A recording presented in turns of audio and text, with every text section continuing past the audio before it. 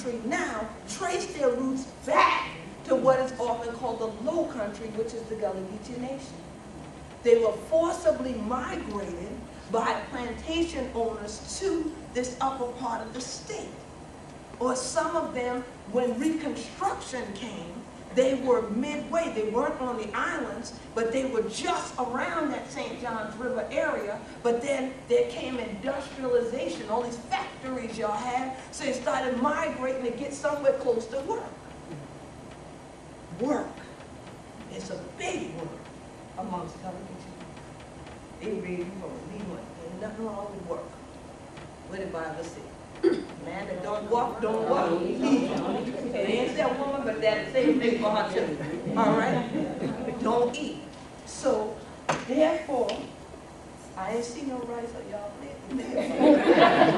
Now, I know I've been in the wrong place. I ain't see no rice. But now, what is this stuff? What kind of rice? I said it earlier. What kind? What'd you say? You said red rice ain't red yet. This one raw, so it ain't red right yet. Y'all would have liked that, ain't it? I gave y'all the answer earlier. See that? You know it? Is it yellow? No. It is a brown rice, but it's a name. I told y'all, y'all ain't worth your ass. Bad students. Look at the test. Them evaluation papers I just feed them. All right? How about Uncle Ben? Oh, that's another topic for another. But Carolina Gold. Can y'all say that? Carolina Gold. Now everybody know now.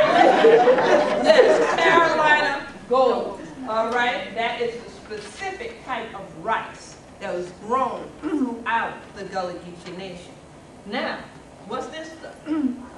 Oh, y'all know some cotton up there, right? But this cotton bears the name of our island. So what is it? Huh? St. Helena? No. There you go. Sea Island cotton. Sea Island cotton is kin to Kemetic or Egyptian cotton. Again, what we call Egypt today was called Kemet before. All right? And Sea Island cotton is a long, fine grain cotton. It is not the short grain cotton that grows in the deep south like Mississippi and Alabama. This cotton, they tested it, it won't grow there because it needs the salinity in the air to be able to flourish and to grow. Now these two have a partner. I'm wearing it. And the three of them were called the cash crops. What's the other one? Indigo. So they are what now? Carolina Gold rice, Sea Island cotton, and indigo. Those three cash crops built the infrastructure of not only what is now the Gullah Geechee Nation, but all of the United States of America.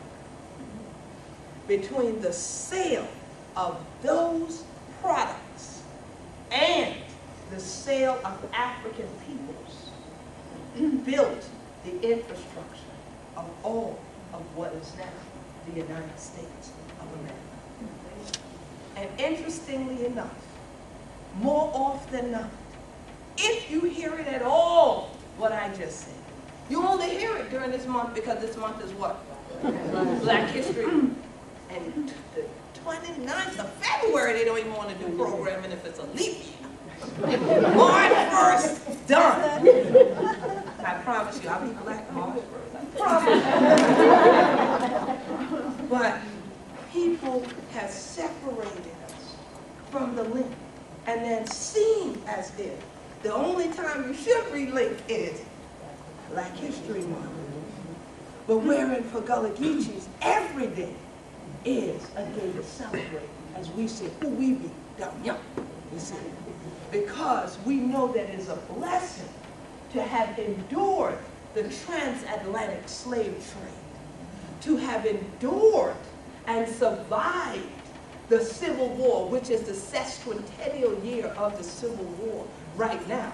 So all of South Carolina is commemorating that, along with other parts of the South. But what I have not heard in the U.S. on any large scale is the fact that this year is also the International Year of People of African Descent.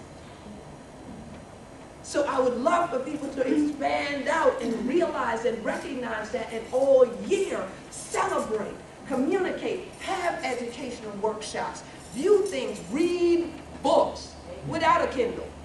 Read books. You see, read books, and then dialogue.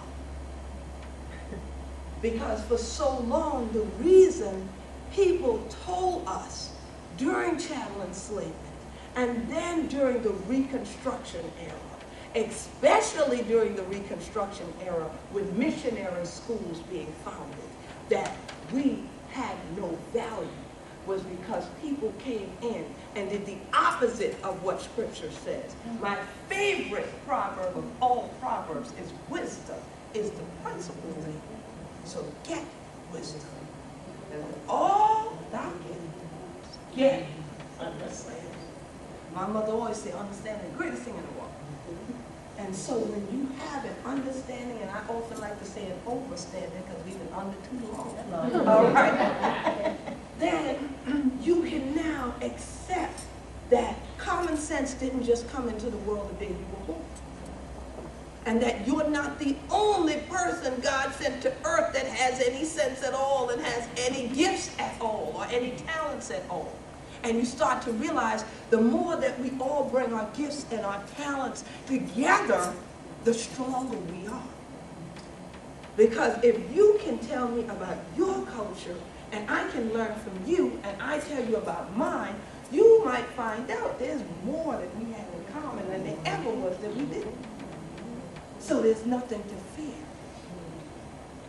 So with Gullah Geechees, we never understood through all those eras of time people that would come into the island, but then they didn't speak to us, but then they went back and wrote about us. Even today, interestingly enough, the Greenville paper has an article in there about me, and the reporter never spoke to me. Never spoke to me. And was in a presentation I did. Why would you not speak to me? And there are so many errors in the article, it is unbelievable. And so I said, it hasn't changed. But why is that the behavior? Because remember what I said earlier? If the links have been taken away for too long, after a while, you're apprehensive, you're hesitant, you don't know, you're not sure. What happened? People start making up stuff for themselves. Because you're isolated. Sound familiar? Individualism, isolation. You sit over by yourself, your imagination starts running wild. All right. So now we have all kinds of things happening because society has people separating and thinking more about individualism than communalism. But there's a word that I love to talk about called community. If you really look at that word, it's common unity. It unifies you what you have in common. But you won't know it if you never communicate. And again, communicate. Look at that, how it commune. Again, we must all come together into a common place, a space, and then be able to share. But if we never do it, then I just guess. I just guess. Because, you know, of course, I can't dare say I don't know. Especially, you know, if I'm an intellectual and I'm coming into an institution of higher learning, I can't dare say I didn't come to a conclusion, right? So we have all of these academic works that people got PhDs and master's degrees about, that when Gullah Geechees ourselves come across these papers and read them, we wonder, who are they talking about? Because they never talk to us. And we don't do that for this reason. We don't even know what you're talking about here, because we never did that. Where'd you get this from? And so, again, there's that separation. And then what happens is people study you like they're on safari, when it would have just taken a few steps to go approach and say, how y'all feel? Y'all all right? You mind if I talk to you? And if they mind, leave them alone. That's simple. You don't have to go back and write nothing down, no lie or nothing to be mad, just walk away. But for many years, people came, looked, listened, didn't understand, and went back and wrote down what they wanted, and told people we were backward and ignorant. So as a result, for years in educational systems, people said the Gullah Geechees are backward, ignorant people who have an inability to articulate the English language.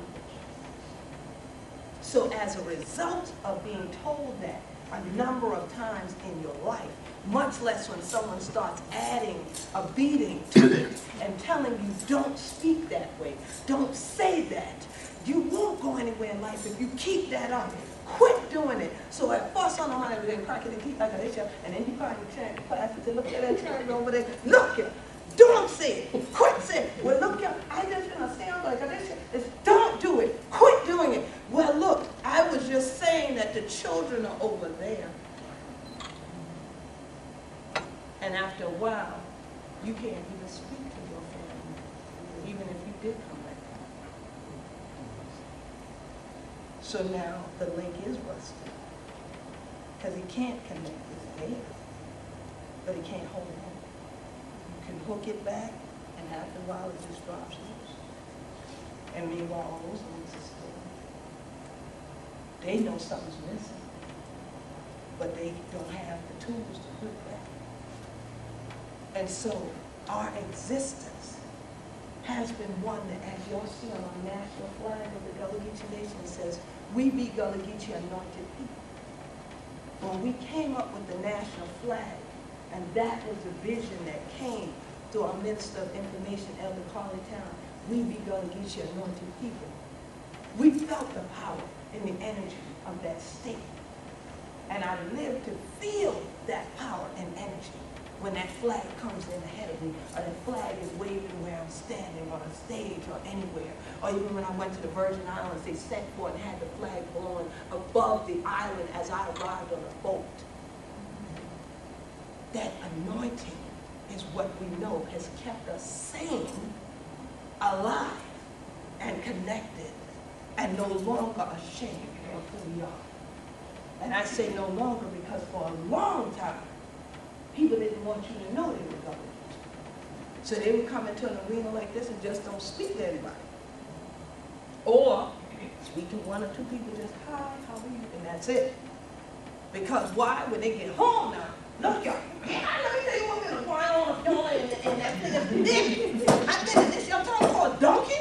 I ain't supposed to know no place with a donkey. What's that donkey doing that come from there? But anyway, so look, y'all, so she'll have been in there, and then I gotta, yeah, I mean, clean question, the crazy people, that church, they're trying to understand, talk. I don't say everything what we did, but see, I'm the one that goes out. So look, y'all, so then after that, it going on, and yeah, look, y'all. Rice so hungry, the people ain't eating no rice. But take care of it good enough, because you have some chicken there on that. Oh, great God, that sure keeps me on and get back over there. So anyhow, now you see, so now when they get home, they let it loose, they telling it all. Because there is nothing to fear now. The family is there. They're connected. We under and overstand one another. That's the blessing. That through all of the hardships, through even the civil rights era and segregation, we came through because we were together. We kept those links. Let me see.